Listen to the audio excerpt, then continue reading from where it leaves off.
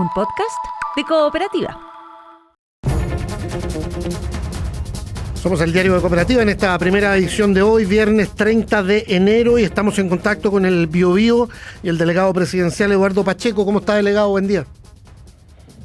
Muchas gracias. Sí, acá patrullando ya las calles del Gran Concepción, a propósito que estamos con intensas precipitaciones, Rodrigo. Sí, me cuentan desde la zona que hay una gran cantidad de agua caída. ¿Hablaría de tormenta ya? Sí.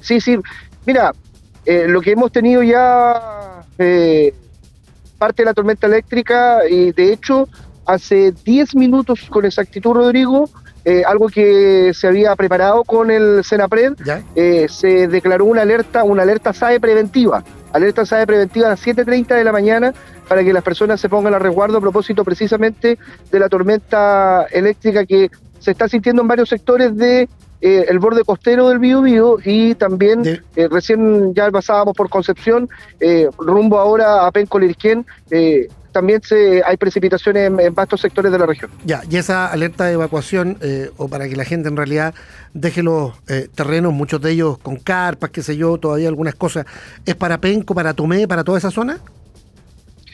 Fíjate, es una alerta, lo que busca la alerta preventiva es que las personas se pongan a resguardo y no estén a la intemperie. Eso es lo que busca esa alerta preventiva, solo por tormenta eléctrica. Ahora, otra cosa es lo que hemos estado realizando de comunicación de riesgo durante ya por lo menos las últimas 48 horas, pidiéndole a todas las familias que están en las zonas afectadas por los incendios forestales que se trasladen hasta los albergues. Están con todas las capacidades necesarias, Rodrigo. Colocamos buses de acercamiento incluso que ahora están operando ya desde las 7:30 de la mañana, porque entendemos que puede haber un problema para desplazarse también hasta los albergues, pero le hemos pedido a la ciudadanía que ante estas precipitaciones que son en medio de estos terrenos que están obviamente con una gran afectación por los incendios, y también obviamente porque lo que queremos es que no estén a la intemperie mojándose las familias, se puedan trasladar hasta los albergues que están dispuestos en las diferentes comunas. Ya, y el riesgo, ¿cuál es el riesgo, delegado? Porque hemos hablado incluso de la posibilidad de remociones en masa, lo que sería terrible en la zona amagada por el fuego. Bueno, están todos los riesgos hoy día, sin lugar a duda. Cuando tenemos precipitaciones en terrenos de estas características, con esta situación, cuando tenemos tormenta eléctrica, incluso posibilidad de granizo, lo que tenemos que hacer es prevenir, y por eso que le hemos pedido ya desde las últimas más de 48 horas a las personas que se prepararan para ir hasta los albergues. Algunos se van a ir a las casas de sus familiares, claro, pero muchas personas van a tener la disposición. Lo que nos aseguramos nosotros es transmitir que lo ideal, lo que corresponde es que vayan a los albergues.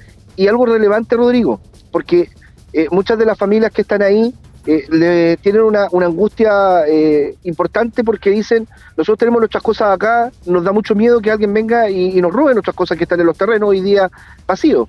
Entonces, por eso dispusimos también de un trabajo que están haciendo en estos momentos Carabineros, la PDI y las Fuerzas Armadas, especial de patrullaje en todos los sectores, y también le hemos informado eso a la comunidad para que tengan esa tranquilidad.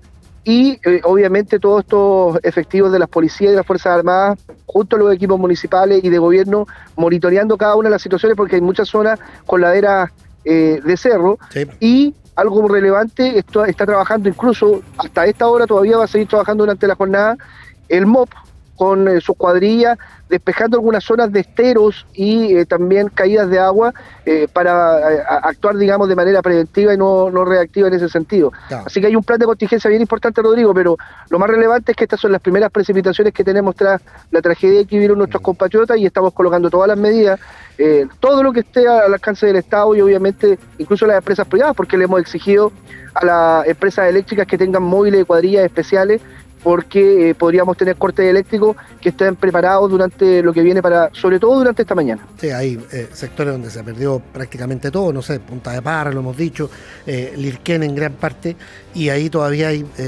limpieza que hacer, remoción de escombros. Entiendo que está este problema con la ropa también, que lamentablemente llegó mucha en su momento en mal estado, y ayer nos contaban desde la zona que hay como verdaderos cerros que finalmente van a terminar siendo desechos. Sí, efectivamente, lo hemos dicho ya hace varios días, y no solo nosotros las autoridades, sino que también los vecinos, que no querían más ayuda de estas características. Y lo otro, bueno, tú sabes, Rodrigo, también, yo lo miraba ayer, veía en Punta Parra, la calidad de las cosas que llegaron también, realmente muy triste, o sea, que le envíen eso a nuestros compatriotas hoy día también de una situación súper difícil y siguen insistiendo en eso, la verdad es que a mí me parece más que lamentable. Y bueno, pero ¿qué es lo que estamos haciendo? Porque se nos puede generar un problema sanitario. Sí, pues hay que sacar eso. Nos ha ayudado mucho, o sea, lo estamos sacando. Estamos haciendo eso en conjunto con los dirigentes, pero mira, ayer estuvieron, esto ya ha pasado durante las últimas 72 horas, Rodrigo.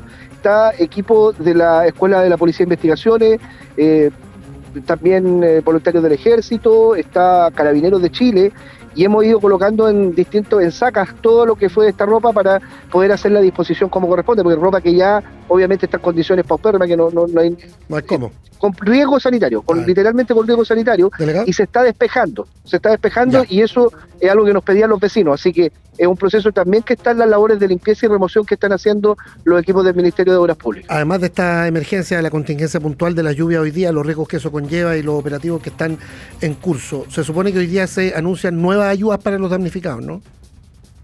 Durante la mañana habrá una comunicación que entregará el ministro Álvaro Elizalde en nuestra zona, así que estamos muy atentos a eso de las 9 de la mañana para conocer las novedades y detalles. Pero va a ir en línea, va a ir en línea como de los bonos que hemos conocido también. Mire, lo que ha sido, y el propio presidente Boric lo ha dicho, es buscar, y lo ha dicho en terreno los dirigentes. El presidente ha venido 4 veces a la región ya durante estos días. Es buscar todas las alternativas que tengamos porque tenemos escenarios distintos. Hay personas que necesitan una vivienda de emergencia, otras que no, otras personas que ya se están levantando por su cuenta. Otros que son Entonces la idea es ofrecer, una serie de alternativas para todos los casos, o la mayoría de ellos, y avanzar rápido, porque hoy día tenemos ya las primeras 25 viviendas de emergencia entregadas y hay cerca de 400 que están en proceso, es decir, la empresa va a partir en los próximos días, o también algunas que ya están, por ejemplo, 166 ya están en construcción, partiendo o terminando. Entonces, se está avanzando de buena manera, pero necesitamos más herramientas, porque no basta solo con eso, en muchos casos, los arrendatarios, las personas que están partiendo ya compraron sus materiales para iniciar la autoconstrucción, entonces tenemos que llegar como estado más rápido, así que eso es lo que ha sido el trabajo que ha estado haciendo el gobierno. El delegado presidencial ahí en el Biobío, Eduardo Pacheco, moviéndose ya por la provincia de Concepción con la lluvia que cae a esta hora ahí en la región del Biobío. Muchas gracias. Muchas gracias a ustedes por el contacto. Seguimos atentos acá. Cualquier novedad obviamente la vamos a reportar, pero aprovechando también siempre el espacio y la voz de Cooperativa, que todas las personas que nos están escuchando a esta hora de la mañana, en la zona aledaña a los incendios forestales, buses de acercamiento en distintos lugares, pueden revisar nuestras redes sociales. Hemos estado enviando por grupos de WhatsApp los lugares donde están los puntos del transporte para esta mañana, transporte gratuito para que se vayan a los albergues van a encontrar alimentación y los van a estar esperando, así que para que tengan la confianza en ellos, y patrullajes de las policías, de las Fuerzas Armadas, para evitar cualquier acción de cualquier delincuente que quiera aprovecharse de cualquier circunstancia, tal como ha sido durante estos días, Rodrigo. Ya hay una alerta SAE ya del Senapred en la zona a propósito de la tormenta. Gracias, buen día. Abrazo, que estén muy bien, adiós. Este es el podcast de El Diario de Cooperativa, una presentación de cooperativapodcast.cl. Hablemos de política, ¿sí? Conversamos a esta hora de las derechas, ¿sí? Hoy oposiciones, pero que se preparan para gobernar desde marzo, en un traspaso que se ha ido crispando de la mano de lo de la Sala Cuna y otros temas. Estamos con el analista político, director del Centro de Políticas Públicas de la Universidad del Desarrollo, Gonzalo Miller, esta mañana de viernes. ¿Qué tal, Gonzalo? Buen día. Buenos días, Rodrigo. Muy bien, aquí un gusto estar con usted, aquí en Radio Cooperativa. Igualmente, pues gracias por el contacto. A ver, partamos por lo que se ha sabido estos días, quizás sí un tema anexo, pero que nos puede dar para iniciar la conversación. Su postura, su mirada sobre este regreso de Pablo Longueira. ¿Le faltan pesos pesados a la UDI o estamos hablando de otra cosa? Yo creo que estamos hablando de otra cosa, estamos hablando de un liderazgo como el de Pablo Longueira, que encuentra, después de haber cerrado el episodio, ¿no?, a ser absuelto del caso judicial que lo tuvo complicado por más de 10 años, una oportunidad de volver, ¿no?, de volver a la política, de volver a la acción política. Y para muchos una buena noticia, ¿no? Ahora hay que ver cómo se implementa, de qué manera, no creo que sea lo mismo que hacía antes, va a ser un aporte de una manera distinta, pero que es un aporte sin duda que lo es. Ya pasó la época de los coroneles, dice usted. Sí, yo creo que sí. Finalmente, cuando uno observa la UDI ya por la vía electoral, ¿no?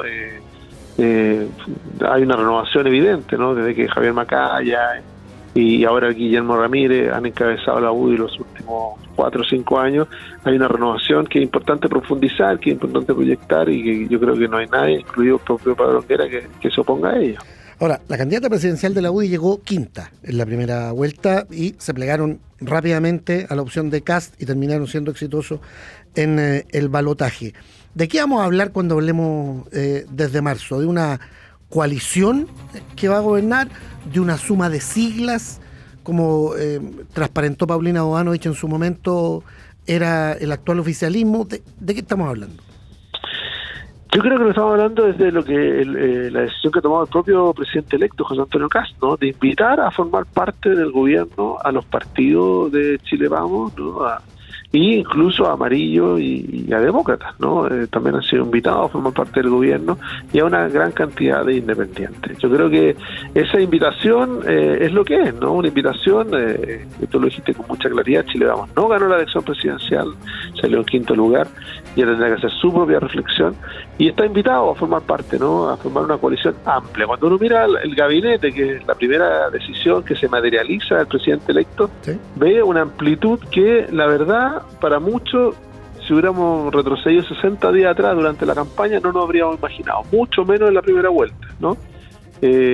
Que iba a tener un gabinete de José Antonio Kast la amplitud que de alguna manera terminó reflejando. Yo creo que hay un cambio evidente entre el lenguaje de la campaña y finalmente la necesidad de formar gobierno, de tener la experiencia necesaria, pero también de marcar énfasis distintos. Gonzalo, pero eso respecto de los partidos. Ahora, hay una línea que parece ser el gremialismo que está como de fondo, ¿no?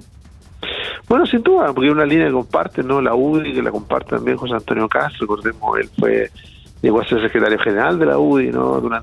Tuvo una larga militancia y su formación, gran parte de los cuadros que y varios ministros en el Partido Republicano también comparten esa formación gremialista, esa formación de la UDI, ¿no? Y bueno, es evidente, ¿no? Ahora lo que sí ha quedado claro es que una cosa era la disputa electoral, donde se enfrentó la UDI y republicanos, ¿no? Con candidaturas presidenciales distintas, con candidaturas parlamentarias distintas, y hoy día, ante el desafío de gobernar, José Antonio Kast abre una invitación que ha sido bien acogida por los mismos partidos, incluso, ¿no? Evópoli, que era el partido más distante o que había manifestado más crítica, también ha decidido integrarse abiertamente al gobierno. Se tomó el omeprazol rapidito de Evópoli, que dijo que le iba a doler la guata. Bueno, la política de Rodrigo tiene de esos momentos, ¿no? Por eso que hay que tener mucho cuidado con las palabras o de decir de esta agua no beberé nunca, porque bueno, más rápido que tarde aparece la oportunidad o aparece también la obligación, ¿no? El deber de tener que hacerlo. Yo creo que hay un aprendizaje respecto de lo que tú mencionabas, ¿no? El actual gobierno estamos entrando en un ciclo distinto, ¿no? Estamos acostumbrados a las grandes coaliciones políticas, con liderazgo, con institucionalidad, y eso parece que ya con el actual gobierno quedó atrás, ¿no? Hoy día, de hecho, no sabríamos cómo llamarlo. ¿Cómo es la coalición de hoy día? No tiene nombre, ¿no? Entonces, pero también yo creo que resumirla a una agrupación de siglas también es injusto. Lograron tener una candidatura única presidencial, lograron tener una lista parlamentaria única que con menos votos le promete una gran proyección de parlamentaria. Y entonces uno dice, bueno, es verdad, no existe la política tan tradicional de las coaliciones, los acuerdos, la institucionalidad, pero sí operan, ¿no? Operan que tiene que ver con un efecto más profundo, quizás, Rodrigo, que a veces nos olvidamos, como que a rato nos acordamos cuando tenemos problemas y después nos olvidamos. Nuestro sistema político está muy tensionado por la polarización y por la fragmentación.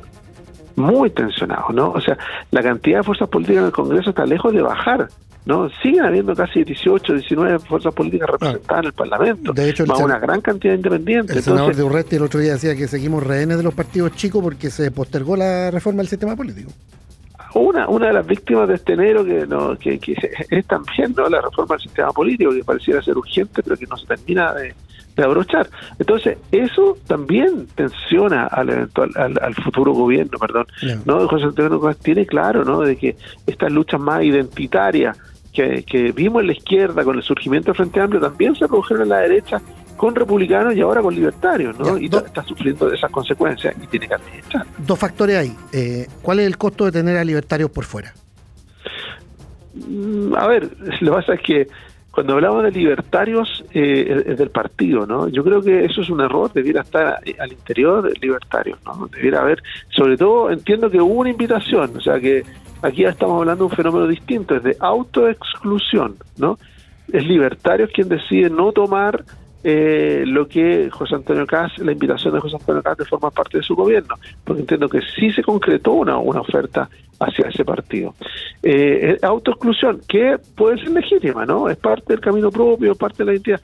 Ahora, la primera declaración de Johannes Kaiser revela dos cosas. Una posición legítima, de decir, bueno, si no me han llamado en 2 semanas, 3 semanas, no sé si lo recuerdan, ¿no? Un domingo, sí. Él nos dice, bueno, si no me han llamado, antes de conocer el gabinete, dice, no cuenten conmigo. Claro, ya no estoy disponible. Significa que no fui tan importante, claro, o considerado para que me llamaran. Entonces, pero después se abrió y terminó pelando al resto de las carteras que le ofrecían cuestiones un poquito ratonas. Bueno, yo creo que hay cometido un error, digamos. La primera, una posición legítima y además, yo diría que incluso admirable, ¿no? Decirle, bueno, autoexclusión. Lo otro era entrar ya en la cosa chica, ¿no? Mira, esta cartera era muy ratona, o esta otra, o era muy poco para un partido grande, no somos un partido de tercera categoría. Ya empezó la lógica de la lucha de los cupos y los cargos, y yo creo que ahí cometió un error. Ahora, desde la perspectiva de José Antonio Kast, yo creo que es un error tener afuera a libertarios, debiera incorporar al gobierno. Distinto es el caso de Johannes Kaiser, por eso yo hago la diferencia. ¿Por qué? ¿Por qué es candidato presidencial ya? Fue candidato presidencial, quiere ser candidato presidencial, ya, y en todas sus alocuciones lo que manifiesta es cuál es el cargo donde mejor podría proyectarse.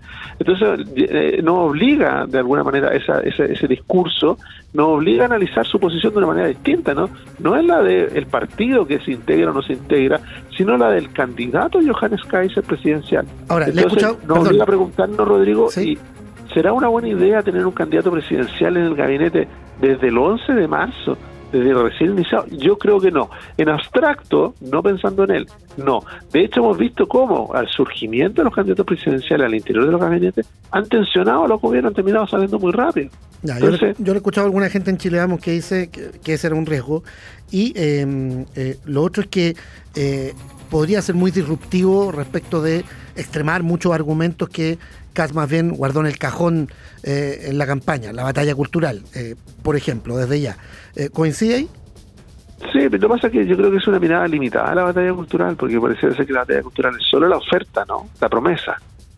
Y resulta que cuando tú ganas a un gobierno, tienes la posibilidad, gracias al apoyo del electorado, de la mayoría de los chilenos, de concretar esa idea en políticas públicas que tengan un impacto real en la calidad de vida de los chilenos. No se queden solo en el discurso, ¿no? Es verdad que el discurso es más cómodo, es verdad que la concreción de muchas veces de los valores políticos, la concreción de las ideas políticas en políticas públicas que realmente cambien la vida de las personas, solucionen los problemas que están sufriendo, es más costoso, es más difícil, lo hemos visto tantas veces, ¿no? Que hay un discurso de una generación que poco más que mira con distancia, sino con desprecio a la gestión política, a la gestión gubernamental, y resulta que tan importante como el discurso es la gestión, pues si no nos quedamos como con ideas que están en el aire y que para las personas no terminan concretándose, ¿no? En cosas concretas. Y lo digo, por ejemplo, en el discurso del libertario, que el discurso de la libertad, bueno, ¿se va a traducir o se va a traducir en políticas públicas concretas respecto a la vivienda, respecto a la salud, respecto a la educación? Ya, eso es lo otro, que dicen que Kaiser tampoco podría ser tan disruptivo porque finalmente lo podría terminar castigando el electorado de derecha si le hace mucha bolita a Kast. Bueno, es que eso es una lectura correcta respecto de que algunos dicen, bueno, es lo que Kast le hizo a Piñera, ¿no?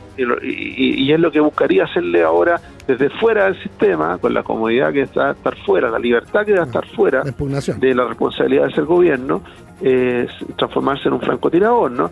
Pero hay que tener ojo porque las condiciones del 2017 son muy distintas a las del 2026, ¿no? A las del 2026. ¿Por qué? Estallido de por medio, procesos constitucionales de por medio. El país giró hacia otro lugar, o sea, pretender de que lo que funcionó hace 8 años atrás pueda ser copiado, replicado en el Chile de hoy, en no entender el cambio. Hoy día hay una expectativa sobre el gobierno de José Antonio Kast muy alta, y por lo tanto la obligación de estar a la altura de esa expectativa, de cumplir esa expectativa, requiere de un esfuerzo de unidad que hemos visto que todos han realizado. O sea, al final, cuando tú miras el gabinete, yo me imagino, ¿no? En la interna hay muchos que quizás no están tan cómodos al lado de las personas que están, pero entienden que tienen una obligación mayor que hacer un buen gobierno. Ya, aprovechemos. A mí me lleva, Rodrigo, y solo para terminar, me lleva mucho a pensar lo que significó la campaña del rechazo, la que igual me tocó ser coordinador de la franja de Ciudadana por el rechazo, sí. Donde había mucha gente que pensaba muy distinto y que de hecho nunca habían trabajado juntos, pero sintieron ese minuto la obligación de hacerlo y lo hicieron muy bien, y de manera muy generosa. Y da la impresión de que eso se quiere replicar de cierta manera. Otra cosa es que termine Yo creo que parte del diseño del gabinete y del gobierno de José Antonio Kast es replicar un poco ese esfuerzo. Ya, los partidos que se han ido quejando a medida que se conoce la lista de ministros, después lo de los subsecretarios, piden cancha también porque son importantes, evidente. Lo de los delegados, hoy día finalmente se suspende, va a ser la próxima semana. ¿Eso es una señal de que se pueden acomodar algunas piezas? Yo creo que sí, yo creo que se debiera haber, y digámoslo con toda claridad, para las personas, estar en el gobierno implica, ¿no?, que sus cuadros, que sus técnicos, o sea, hacerse parte del gobierno. No es solamente una declaración formal, ¿no? Conformar un oficialismo que logre trabajar unido y de manera leal requiere de la presencia de los cuadros de los partidos. Eso es evidente no solo para este gobierno, evidente para cualquier gobierno. Le costó al propio Gabriel Boric darse cuenta, finalmente lo terminó concretando. Le costó al propio Sebastián Piñera en su primer mandato. Le costó a la propia Michelle Bachelet en su primer mandato. Recordemos cuando optó por expansiva y arrinconó a los partidos. Bueno, muy distintas han sido sus segundas administraciones. Y lo segundo, nada más propio de gobernar que el rol de los partidos. Los partidos tienen un rol. Si se espera de ellos, además en el Congreso, un comportamiento, es evidente que tienen que también sentirse parte de la labor de gobierno. A propósito del Congreso, el factor partido de la gente, que ya se ve complejo a la hora de negociar, por ejemplo, la nueva mesa de la Cámara. ¿Cómo lo ve usted? Yo creo que el Partido de la Gente es una tercera fuerza, muy clásica, ¿no? Respecto, ¿no? Y lo vimos así en la segunda vuelta presidencial, ¿no?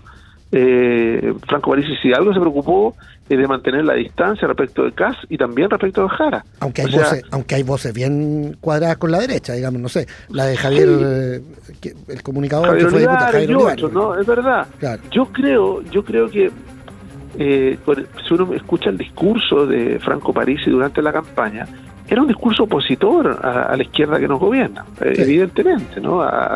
No hablaba como un eventual socio del presidente Gabriel Boric, no, era muy crítico del presidente Gabriel Boric y de sus errores.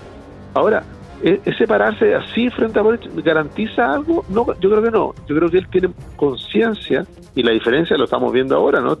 Su presencia en Chile, él mismo dice, hemos aprendido errores del pasado, vamos a actuar más unidos. Otra etapa. Es otra etapa, y además, para darle el beneficio de la duda, cuando algunos dicen, oiga, pero siempre se le va a descolgar uno o dos. Oiga, miramos con la misma vara a todo. Eso ocurre en la izquierda, ocurre en la derecha, le ocurre a las coaliciones tradicionales, le ocurre a los partidos nuevos. Okay. O sea, no es algo que le esté ocurriendo solo al PDG, porque pareciera ser de que esto de que se le arrancan los diputados fuera algo que le pasara solo al PDG. Lo que pasa es que le pasó con mucha fuerza, ¿no? Se le fueron todos.